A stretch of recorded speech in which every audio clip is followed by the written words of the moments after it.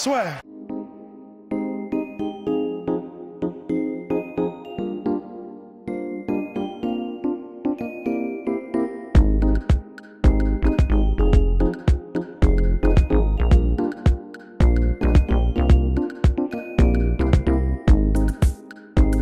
Bonjour à tous, bienvenue La Sueur. Alors La Sueur, c'est le surnom de Christophe quand on le retrouve le matin de bonne heure. Mais pour le moment, eh bien, voici Christophe Ajus, je suis Philippe Chéreau et on est très heureux de vous retrouver. WrestleMania, c'est le show le plus important de la WWE parce que tout simplement c'est le plus grand show de l'année. Ça se passe toujours dans des immenses stades. Là, c'est le MetLife Stadium dans le New Jersey. Il y a les plus grandes superstars, les plus gros matchs de l'année. Et pour ceux qui ne connaissent pas le catch, c'est un peu comme le final d'une saison d'une grande série en fait. Même si effectivement à la WWE il y a des finales presque tous les mois, mais WrestleMania c'est là où les plus grosses rivalités, les plus gros matchs se tiennent. Oui, on peut dire que WrestleMania est à la WWE, ce que le Super Bowl est à la NFL, ou la Coupe du Monde, ouais, les champions, pour le football bien sûr. Non, c'est vraiment le rendez-vous qu'il ne faut pas manquer. C'est là où on voit en effet revenir certaines grandes superstars. Puis tout autour de l'événement, il y a des soirées. C'est pas que WrestleMania, c'est la semaine de WrestleMania où il y a un Hall of Fame où on va introniser donc les anciens catcheurs, parce que certains ont pris leur retraite depuis longtemps, ou d'autres en effet n'ont jamais été honorés, donc c'est le moment. Et puis il y a d'autres fédérations de WWE qui font leur show et qui profitent de l'engouement autour de WrestleMania. Il y a les superstars qui sont disponibles pendant pratiquement 3-4 jours. Il y a des opérations de charité. Non, bah c'est fini. La semaine WrestleMania est passée, c'est dommage. Mais on vous remercie d'avoir été avec nous pour cette interview sur La Sueur. À la prochaine. La question est qu'est-ce qu'on attend de plus ? Moi, je dirais, j'attends rien, je vais être surpris. C'est ce que je dis à chaque fois. Nous, ça fait une vingtaine d'années qu'on travaille ensemble, donc on peut dire qu'on a un peu, pas tout vu, mais on a vu beaucoup de choses. Et moi, j'adore encore être bluffé, être surpris. C'est ça qui va faire que l'émotion va passer dans nos commentaires, dans le match aussi, parce qu'on fait de l'audiovisuel, donc il y a évidemment l'image, mais il y a aussi le son. Le preuve en est, sur cette interview, il y a l'image et le son, si je ne me trompe pas. Merci. Ça marche bien. Malheureusement ça pour marche. vous. Allô, ça marche, oui. Non, voilà, donc moi j'attends d'être surpris. Voilà, et si je suis surpris, je pense que c'est gagné pour tout le monde. Oui, moi qui suis fan de catch, j'attends à peu près tous les combats parce que c'est aussi ça la force de WrestleMania, c'est que ça représente en une soirée tout ce qu'on peut aimer du catch. Il y a les anciennes superstars comme Triple H et Batista qui vont s'affronter après des années. Vous êtes sûr que c'est Triple H ? Oui, bien sûr. C'est pas Triple X, non ? Non, ouais, ça c'est une vanne que personne ne comprendra puisque notre chaîne a passé une publicité où ils annoncent Triple X contre Batista. Merci Philippe Chéreau de balancer notre chaîne aux yeux du monde, aux yeux de La Sueur. Merci d'avoir fait le sous-titre. Bah oui, mais sinon les gens comprennent pas. Et vous êtes débiles, les gars, ils rigolent tout seuls. On s'entend bien, sinon toi bien. Hein. De moins en moins. Donc, non, j'ai pas fini à répondre. Oh bref, ça va être un show exceptionnel et voilà, mince, on attend un show de ouf. Et WrestleMania, ce qui est cool, c'est que c'est un stade complet, il va y avoir du décor, il y a de la musique, c'est aussi ça le catch, quoi. Il y a la musique d'entrée des catcheurs, les réponses du public, les chants, c'est un spectacle à part entière dans le ring et dans le stade. Et c'est ça qui est formidable. Le premier main event féminin de l'histoire de WrestleMania, c'est pas simplement un coup de com', c'est effectivement aussi la WWE qui suit ce qui se passe dans le reste du monde, mais c'est le principe du catch, c'est d'être un peu une vitrine de ce qui se passe dans le monde, avec des histoires qui représentent ce qu'on vit nous tous les jours, sauf effectivement qu'elles se concluent dans un ring en général avec des hommes ou des femmes en slip ou en tenue de catcheur. Mais non, ce premier main event féminin est historique pour la WWE et il arrive à un moment où le catch féminin est quasiment en train de rattraper le catch masculin dans son intensité, dans sa folie et dans son talent. C'est bien ce qu'il dit, pour une fois, je trouve que c'est plutôt pas mal. Bonjour. J'ajouterai pas grand-chose, c'est vrai que la WWE fait son succès sur le miroir de la société, en fait, depuis toujours. Ils ont réussi à s'adapter, à grandir avec la société. Et c'est exactement ce qui se passe aujourd'hui. On veut une égalité entre les hommes et les femmes. Alors quand bien même sur le plan sportif et physiquement, il y aurait beaucoup à dire. Mais en attendant, en termes d'intensité et d'intérêt, et techniquement parlant, les superstars féminines n'ont rien à envier aux superstars masculines. Moi, je sais qu'actuellement, j'adore commenter les matchs féminins parce qu'il y a une fraîcheur. Et puis surtout, comme on n'était pas habitué à commenter ces matchs-là avec cette technique et ces histoires, eh bien, j'ai l'impression que les superstars féminines sont meilleures aujourd'hui que les superstars masculines parce qu'on est vraiment dans la nouveauté et on les découvre d'une autre manière, d'un autre œil et c'est hyper plaisant à voir, à commenter et à vivre. C'est tout simplement à l'image de la société au niveau de la promotion. On le voit par exemple avec Dwayne Johnson, qui est une ancienne superstar de la WWE, qui est aujourd'hui l'acteur le plus bankable d'Hollywood. Son premier métier, c'est Instagrammeur. En fait, il passe sa vie sur Instagram, il crée sa communauté et en fait, il s'assure des entrées au cinéma grâce à sa communauté qui est de plus en plus gigantesque. Et toutes les superstars de la WWE n'ont qu'à prendre le Rock, Dwayne Johnson en exemple. Et après, effectivement, elle dépasse la propre promotion de la WWE qui est déjà immense. Et les réseaux sociaux permettent ça, effectivement, de se créer à chacun sa propre communauté pour s'assurer une popularité et une mise en avant plus importante. Alors après, il y a plusieurs degrés dans la promotion, dans la construction de l'image de quelqu'un. Certes, alors moi je ne suis pas de la génération des réseaux sociaux, même si je m'en sers un peu, mais il est clair qu'on ne peut pas, quand bien même les réseaux sociaux sont puissants, on ne peut pas créer un personnage s'il n'y a pas à un moment donné un peu de talent, quelque chose qui fait la différence. Dwayne Johnson fait la différence, Becky Lynch fait la différence. Et c'est pour ça qu'après on arrive à des followers de manière exponentielle en termes de nombre, parce qu'en effet ils proposent quelque chose d'inédit. Tout le monde ne pourra pas avoir en effet ni les suiveurs, ni la carrière, ni le talent, le génie d'un Dwayne Johnson, d'un Becky Lynch, peut-être d'un Batista, parce que tout simplement il faut pouvoir proposer quelque chose d'intéressant. Comment la WWE se renouvelle? C'est un peu très simple. D'abord, comme je l'ai dit, comme c'est le miroir de la société. Et que ça c'est moi qui l'ai dit. Vous l'avez dit tous les deux. On l'a dit tous les deux. Bon, mais c'est vrai qu'il me reprend beaucoup. Mais j'étais le premier à parler, donc. C'est vrai que du coup, on s'appuie sur ce qui naît, et c'est un peu plus simple. Déjà, il y a une grosse partie qui est faite avec ça, en s'appuyant sur la nouveauté réelle, la nouveauté de la société. Et puis après, je pense qu'il y a aussi parfois les contraintes. Comme l'a dit l'excellent journaliste qui est derrière la caméra, souvent quand les superstars partent, il faut pouvoir compenser. Et en fait, la créativité, le génie arrive un petit peu par les contraintes. Et quand on a une contrainte, c'est là où on va chercher de nouvelles idées, on va chercher de nouvelles choses, et c'est là parfois que les bonnes idées arrivent. Réponse très intelligente, je n'ai rien à rajouter. La croisée des chemins, oui, entre les anciens et les nouveaux, mais cela dit, c'est l'histoire perpétuelle de la vie et du catch. C'est toujours comme ça, effectivement. Il y a des superstars qu'on a vues grandir et puis qui effectivement sont arrivées à un sommet, elles ne vont pas pouvoir aller plus loin, comme Brock Lesnar par exemple, dont beaucoup de fans de catch aimeraient le voir aller d'ailleurs plus loin, mais loin, loin de la WWE. Et puis effectivement l'avènement du catch féminin, mais il y a aussi parmi les superstars masculines des nouvelles têtes, pas aussi nouvelles pour les fans comme Seth Rollins ou Finn Balor, mais qui sont avec des physiques différents, des styles de catch différents, parce que c'est aussi ça, les fans de catch aiment différents styles de catch, il y en a pour tous les goûts, c'est un peu comme au cinéma, il y a le catch indépendant, il y a le catch hollywoodien qui est la WWE, des superstars qui voltigent, des autres plus puissants, et les goûts également évoluent, donc la WWE s'adapte en fait. Oui, exactement, je crois qu'il n'y a rien à rajouter, excellente question. Non, excellente réponse. Merci. Brock Lesnar, c'est un personnage à part. Alors certes, on peut en effet commencer à prendre les chiffres, à faire des divisions et dire en termes d'apparition, il est payé tant. Si on fait ça, je pense qu'on a rien compris et on a surtout tout perdu en termes de crédit, en termes de légitimité. Parce que c'est ça, la présence de Brock Lesnar en termes de légitimité à la WWE, c'est aussi de dire, ok, on le sait depuis des années, c'est connu, la WWE propose des matchs scénarisés, mais Brock Lesnar se débrouille aussi bien dans les matchs scénarisés que dans, entre guillemets, les vrais matchs, ceux de l'UFC par exemple. Donc c'est pour aussi permettre à la WWE d'avoir une crédibilité sur le sport et pas que sur le divertissement vis-à-vis d'un public plus large. Parce que si la WWE veut grossir, c'est en allant chercher ce public-là. Le public captif des fans, il l'a depuis toujours et ils sont hyper fidèles. Oui. Et de génération en génération, ce public restera là. Si la WWE veut devenir en effet quelque chose d'aussi gros que Disney, c'est leur volonté, il va falloir qu'ils aillent chercher ailleurs.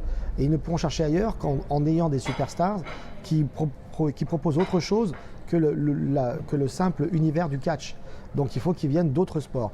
C'est valable avec Brock Lesnar, c'est valable aussi avec Ronda Rousey. On en parle moins parce que Ronda Rousey, elle est actuellement dans une dynamique qui plaît à tous les fans. Mais si demain, en effet, elle commence à moins venir, je pense qu'on aura le même problème. Alors, il n'y a pas qu'une histoire de crédibilité sportive parce que la WWE ne s'en cache pas. Effectivement, c'est une entreprise de divertissement. Le catch, c'est du spectacle, c'est du sport spectacle parce que les superstars sont des sportifs. Mais comme l'a dit Philippe tout à l'heure, les matchs sont scénarisés et les fans de catch, contrairement à ce que pensent parfois ceux qui ne sont pas fans, savent parfaitement ce qu'ils sont en train de regarder. Ils sont en train de regarder une série télé. Et outre le côté légitimité, moi je pense aussi qu'on est, comme on est dans l'ère un peu de la télé-réalité, où se mélange le spectacle et la soi-disant réalité, avec des hommes comme Brock Lesnar ou des femmes comme Ronda Rousey, ça permet de toujours créer un petit doute quand même dans la tête de certains en se disant mais là il lui a quand même mis un vrai coup de coude dans le crâne, est-ce qu'il n'est pas en train de péter un câble, est-ce qu'il n'est pas en train de ne pas suivre le scénario. C'est arrivé il y a quelques années ici même à Brooklyn pour un SummerSlam où Brock Lesnar a mis un coup de coude dans le front de Randy Orton qui a saigné, il y a même eu le début presque de bagarre dans les vestiaires parce que certaines superstars croyaient que c'était pour de vrai. Donc il y a aussi un peu, je pense que la WWE joue beaucoup autour de ça parce que on le voit dans le monde de la télévision, c'est ce qui marche aussi beaucoup, la télé-réalité se mélange entre effectivement divertissement et vraie fausse réalité, quoi. Ouais, laisser planer le doute, c'est hyper vendeur. Et au-delà de Purée, il va garder que cette phrase. J'ai fait 15 phrases, laisser planer le doute, c'est vendeur. Bam, lasueur.com. Alors, l'arrivée des personnages issus du sport, comme Rousey, comme Lesnar ou McGregor ou d'autres, je ne pense pas que c'est la WWE qui va en faire des superstars puisqu'ils y sont déjà. Ils ont déjà ce statut-là. Non, c'est pour renforcer leur image. C'est ce dont on parlait tout à l'heure. Se dire, en effet, le WWE a les meilleurs sportifs du monde dans le domaine du sport de combat. Et en effet, comme déjà, ils ont un personnage hyper fort dans les sports MMA, ils vont pouvoir encore plus se développer et s'amuser. Parce que je pense qu'à un moment donné, quand tu as fait une carrière comme celle de Ronda Rousey, McGregor ou même Lesnar, tu as envie de t'amuser un petit peu quand même. T'en as marre d'insulter les mecs pour rien, tu as envie vraiment de te lâcher complètement et d'aller au-delà des limites. Et je pense que c'est un terrain de jeu que la WWE propose, c'est un deal win-win. Hein, donc non, moi je pense que la WWE sait faire ses propres superstars et c'est ça qui est intéressant. Ouais, c'est de les créer, de les modeler. Becky Lynch, quand elle a commencé, on a fait son premier match à la NXT, elle dansait en mode irlandaise. Un personnage un peu cliché, franchement, danseuse, on l'a à peine remarqué, honnêtement. Hein, on l'a à peine remarqué. Mais c'est le paradoxe avec la WWE. Philippe parlait d'amusement pour les stars du MMA, alors qu'en réalité, le catch, c'est loin d'être un amusement pour les sportifs de MMA. La preuve, c'est que Brock Lesnar, au début, était voué à une immense carrière à la WWE, mais il n'a pas supporté la vie d'une superstar lambda, entre guillemets. Aujourd'hui, à 12 millions de dollars par an, 8 matchs, il est bien. Mais quand il a débuté, il était obligé d'être sur la route tous les jours. Et ça demande énormément d'efforts, de sacrifices, on ne voit pas sa famille. Et il faut vraiment être passionné par ça pour y arriver. C'est aussi pour ça que les grandes stars du catch sont rarement issus d'autres sports. Parce que les mecs qui ont déjà eu du succès ailleurs, forcément ils vont arriver à la WWE en se disant « je suis déjà une grosse star, j'ai pas envie de faire les efforts ». McGregor, s'il vient un jour, il est déjà millionnaire, c'est sûr qu'il ne va pas être là toutes les semaines, tous les jours. Et dans ce cadre-là, il ne pourra effectivement pas attraper le cœur et le portefeuille des fans de catch. Le côté familial de la WWE s'explique tout simplement du fait que c'est une entreprise familiale à la base. C'était le papa de Vince McMahon qui est aujourd'hui le grand président de la WWE, entreprise cotée en bourse, lui-même milliardaire et une entreprise qui vaut des millions, peut-être des milliards de dollars. Mais et lui, il a racheté son entreprise à son papa, il a grandi, il s'est entouré de superstars qui lui ont permis effectivement de devenir riche et il les a rendus riches également, comme les Hulk Hogan ou les Randy Savage de mon époque quand j'étais petit. Et il y avait toujours ce côté familial. Vince McMahon est quelqu'un qui travaille quasiment 24 heures sur 24, qui ne dort quasiment jamais et qui gère vraiment son entreprise comme beaucoup d'autres entreprises qui ne sont pas du tout dans le divertissement mais qui ont été créées sur une base familiale où effectivement on prend ça à cœur. Moi j'ai un de mes meilleurs amis, son papa est garagiste, il a un garage. Quand on était petit, on travaillait dans le garage comme les enfants de Vince McMahon travaillaient à la WWE. Il a grandi, maintenant c'est sa sœur et lui qui le gèrent. La WWE c'est quasiment la même chose. C'est pas parce que c'est du catch que c'est pas comme les autres entreprises familiales. C'est une vraie entreprise familiale et Vince McMahon considère ses employés quasiment comme des membres de sa famille. D'ailleurs, quand vous êtes engagé par la WWE, la WWE vous dit « Welcome to the family ». Oui, c'est un cocon. Donc pour tous ceux qui sont sortis de ce cocon familial, il faut bien le dire, les superstars sont ultra protégées. Elles sont chouchoutées. On les appelle superstars, c'est pas pour rien. Elles ont un statut vraiment qui est à part. Quand certaines sont parties, elles se sont rendues compte qu'en effet, elles étaient dans un autre univers.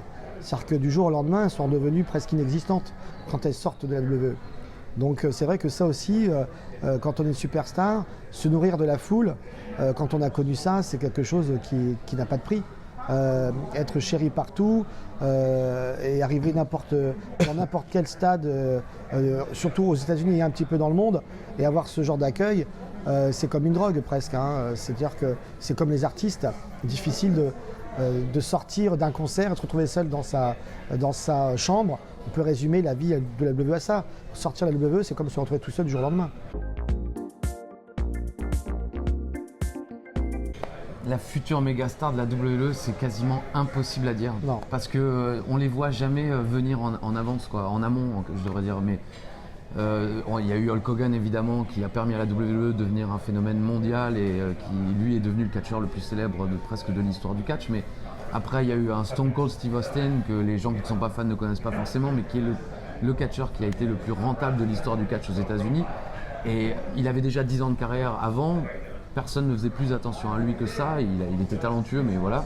Puis un jour, il s'est révélé, sur une interview, il s'est révélé et ça a créé un phénomène mondial. Il y a eu John Cena pareil, on l'a vu dès ses débuts, on a commenté sa première apparition à la télévision. Certes, on aurait pu se dire qu'il deviendrait une grosse star, mais on n'imaginait pas du tout qu'il allait tenir la WWE sur son dos pendant plus d'une décennie, qu'il allait ensuite enchaîner maintenant les films, les séries. Pareil pour le Rock, c'était impossible à croire. La première fois qu'on voit le Rock, il se fait siffler par tout le monde, les gens lui chantaient « Die, Rocky, die ». Et pas parce qu'ils aimaient pas parce qu'ils avaient vraiment envie que son personnage meure, parce qu'il était trop niaiseux, comme disent les Québécois. Et, donc c'est impossible, on aimerait bien que ce soit Becky Lynch par exemple, parce qu'on l'aime beaucoup, parce qu'elle est effectivement talentueuse. Notre camarade journaliste nous rappelait tout à l'heure que par exemple sur les réseaux sociaux elle est extrêmement efficace. Et effectivement elle a tout pour elle. Après, comme elle a ses origines irlandaises, son petit accent, je ne sais pas si les Américains sont prêts à faire de l'irlandaise leur star nationale du divertissement sportif, mais c'est trop compliqué à voir venir. Ça peut se jouer sur rien. Et ce qu'il a dit là, c'est intéressant parce que à cause de ça ou grâce à ça, on ne sait pas. Et comme je le disais tout à l'heure, la meilleure chose, et c'est pour ça que les gens restent, c'est être surpris. Pourquoi les séries, certaines fonctionnent bien? Parce qu'en termes d'écriture de scénario, on est bluffé et c'est ce qu'on aime. Une série, on a déjà compris au bout de 10 minutes qui sera l'assassin. Bon, on regarde parce que peut-être on aime bien quelqu'un dedans, on est fan d'eux. Mais en attendant, la surprise, c'est impressionnant. Il n'y a pas de règles. Et quand il n'y a pas de règles pour ça, on est encore plus accroché. Mais moi, j'ai quand même balancé un nom ou deux. Becky Lynch, bien sûr, pour les filles. Naomi, j'aime beaucoup Naomi. Charlotte Flair, ça c'est plus fan catch, donc c'est peut-être moins mainstream, comme on dit. Mais chez les mecs, moi, j'aimerais bien voir un mec comme Ali y arriver pour de multiples raisons. Et puis, et puis après, pour les gars, c'est plus difficile. Parce qu'il y a le problème du personnage, de la corpulence, parce qu'en fonction des pays, il y en a qui préfèrent telle ou telle corpulence. Et puis les blessures aussi parfois. Donc, c'est ça. C'est trop indécis pour savoir. Bien sûr, le côté de la vie difficile des superstars, c'est pas foncièrement tabou, au contraire, ça rajoute à leur force, à l'aura, effectivement, parce qu'on sait qu'ils font beaucoup de sacrifices pour nous divertir quotidiennement, et effectivement, les fans les aiment d'autant plus. Et c'est pas forcément tabou, parce que Seth Rollins, qui justement va affronter Brock Lesnar à WrestleMania, en parle dans ses promos, dans le ring. Une promo, c'est quand un catcheur parle au micro. Et il en parle, il dit voilà, Brock Lesnar est jamais là, moi je suis là toutes les semaines, je veux devenir votre champion parce que je veux que ce titre soit là avec vous toutes les semaines, qu'on puisse le défendre régulièrement. Non, au contraire, ça fait maintenant partie des histoires aussi, et la WWE en a joué, elle a fait exprès de créer ce personnage de Brock Lesnar qui n'est jamais là, en faisant croire que Brock Lesnar détestait les fans de catch, détestait tout ça, alors qu'en réalité, effectivement, je pense qu'il s'en fiche un peu, il n'a pas d'animosité particulière, mais la WWE a construit ça autour de lui pour pour agrandir son côté méchant. Ça fait partie complètement en fait du message de la WWE. Ce qui est intéressant, c'est qu'ils arrivent à diluer une part scénarisée et une part de réel. La télé-réalité. Quand une superstar parle au micro et qu'il insulte Vince McMahon, comme c'est le personnage, il n'y a rien. Mais dedans, Vince McMahon sait pertinemment qu'il y a une part de vérité. Comme on dit dans certaines cultures, dans toute blague, il y a une part de vérité. Et dans toute promo à WWE, il y a une part de vérité. Et ça permet aussi de dégonfler un petit peu, de permettre aux yeux de millions de personnes d'insulter son patron alors qu'il le pense un peu. Et le patron, il le sait très bien qu'il y a un problème. C'est même parfois le patron qui a validé le texte. Donc il sait très bien, d'abord, il connaît le texte. et il sait qu'il y a un problème. Et les fans le satritent parce que ça fuite un peu tout ça. Donc du coup, ça permet à la superstar d'évacuer, comme les Japonais le font toutes les semaines avec des karaokés où ils boivent, ils insultent leur patron. C'est le même problème. Et la dernière chose... Salut les Japonais, hein. Pardon, Philippe Chéreau. Non, mais c'est dans la culture d'entreprise des Japonais que de se voir en fin de semaine, de se saouler avec leur patron et de les insulter. Ça fait partie du process. Et pour finir avec la WWE, sans vouloir donner des informations, quand ça nous arrivait de manger avec eux, la seule chose qu'ils partagent en fait dans les conversations à table, c'est ces problèmes d'éloignement familiaux. C'est la première chose qu'ils évoquent. Ouais. Alors et toi, ton fils, comment ça va? Ah bah là, il fait ses études, ah c'est pas trop dur, ah mais j'aimerais bien être un peu plus présent. Ils parlent que de ça en fait. Bon, il y a aussi les blessures, mais voilà, ils sont pas en train de dire toi je t'aime pas. Non, non, et c'est hyper familial. Ils ne font que dire en fait, l'éloignement c'est dur. Ils sont en effet tous les jours pratiquement sur la route. La question est pourquoi parfois ça marche pas, notamment quand on voit Roman Reigns. Eh bien pourquoi ça marche pas? J'ai pas envie de dire tant mieux. Parce qu'il n'y a rien d'écrit, il n'y a rien de fait, oui. Et que si tout était écrit, c'est comme les chiffres du loto, si tu les avais, tout le monde serait millionnaire. Donc au bout d'un moment, il faut qu'il y ait cette part-là. Quand ça paraît évident que le mec est beau, le mec a Glora, il est sabouant comme le Rock, c'est son cousin, on se dit ah là, tous les feux sont verts, ça va marcher, et ben ça marche pas. Merde, et ben c'est génial. Voilà. Ben non, mais c'est génial. Non, c'est vrai, ça fait partie de la chose. Après, il faut aussi comprendre que la WWE, c'est comme une série télé, sauf qu'ils diffusent 3 heures le lundi, 2 heures le mardi, 4 heures tous les mois en pay-per-view. Donc on est à de nombres d'heures énormes avec des personnages, de nombre de personnages gigantesques. Parce que dans une série télé, en général, vous avez 3-4 personnages principaux, et puis autour, les seconds rôles, et puis ensuite quelques personnages qu'on voit arriver ici ou là. À la WWE, il y a énormément de personnages principaux, il y a énormément de gros seconds rôles. Et donc effectivement, c'est normal que parfois la WWE veuille mettre un personnage en avant, mais les fans ne veulent pas forcément. Mais comme le dit Philippe, c'est souvent des accidents heureux parce que Roman Reigns, certes la WWE voulait en faire son porte-étendard, mais le public n'a pas voulu. Et ça a donné lieu à des scènes gigantesques où une fois par exemple, au lendemain de sa victoire contre l'Undertaker, il y a 2 ans à WrestleMania, il est arrivé au Raw du lendemain, le show télévisé du lendemain, et il a été sifflé pendant 10 minutes par le public. Et il n'a rien dit. Il les a laissés siffler. Et pendant 10 minutes, à la télé américaine, vous avez un mec debout sur un ring qui dit rien, et 20 000 personnes autour qui le sifflent, qui le huent, qui l'insultent. Qui l'insultent encore une fois en sachant très bien qu'ils insultent le personnage et pas l'être humain. Mais voilà, c'est aussi ça, c'est comme dit Philippe, c'est tant mieux. Parce que ça donne lieu à des moments qu'on n'attendait pas, quoi, et qui sont restés dans l'histoire. Et pour conclure, oui, s'il vous plaît, oui. People Power, c'est le peuple qui a le pouvoir. C'est-à-dire ce sont les fans qui ont le pouvoir. Et quand bien même Vince McMahon ou ses scénaristes essayent de mettre en place des choses qui sont vraiment bien, qui sont réfléchies, qui sont construites, c'est le public qui décide. Et tant que c'est comme ça, c'est forcément génial. Parce que soit le public va dire on va dans le sens de Vince McMahon et des scénaristes, ou alors dire on va les emmerder, on va bien les faire chier, et c'est nous qui allons décider. Je crois que c'est générationnel. Non, c'est grâce à nous. Voilà, non mais Philippe, non, mais d'abord, je pense que il y a plusieurs cordes à ça. Il y a l'aspect nostalgique, l'aspect communautaire, appartenir à un groupe, parler de la même chose. Et c'est aussi pour ça que ça marche bien sur les réseaux sociaux, parce que les réseaux sociaux, c'est communautaire. Ça part d'un point qui peut être un point sportif, télévisuel, radiophonique, et tout le monde parle de la même chose parce qu'ils écoutent ou ils regardent la même chose, ou ils vivent la même chose. Donc il y a déjà ça. Et puis moi, je le dis souvent, on s'en est aperçu combien de fois en France, où en France, il y a toujours un peu de défiance vis-à-vis du catch. Ouais, c'est pour les blaireaux, ouais, c'est bourrin. Malheureusement, enfin, voilà, vous en avez la preuve, donc, c'est vrai. Mais on s'est retrouvé avec des gens costume cravate à Bercy à l'époque, par exemple, qui disaient ah, vous aimez le catch, vous? Non, mais je viens pour le petit. Alors en effet, il y a un petit gars, ah, t'aimes le catch? Ouais, moi j'aime bien John Cena. Ok, tout ça, puis on est dans l'ascenseur. Puis au moment d'arriver, le gars me fait et l'Undertaker est toujours là. Je regarde, je fais ah, ouais, d'accord. Et ça résume tout.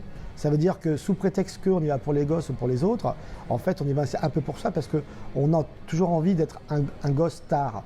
Je veux dire, l'aspect nostalgique, il est fondamental et ça permet aussi d'avoir un lien intergénérationnel dans les familles. C'est-à-dire qu'on essaie de faire partager une passion qu'on a quand on était petit tous ceux qui ont des enfants ou qui vont en avoir feront ça un jour ou l'autre. Moi, le premier, j'ai des gosses et j'ai envie. Parfois, ça marche sur des trucs parce que on a les mêmes connexions, mais sur d'autres, ça marche pas. Mais là, sur le catch, en effet, c'est rare que les gamins n'aiment pas, quoi. Parfait, merci beaucoup, messieurs. Eh bien, merci à vous, c'était un plaisir. Merci et petite goutte, hein. Ah bon? Ouais, bah la sueur. Soit.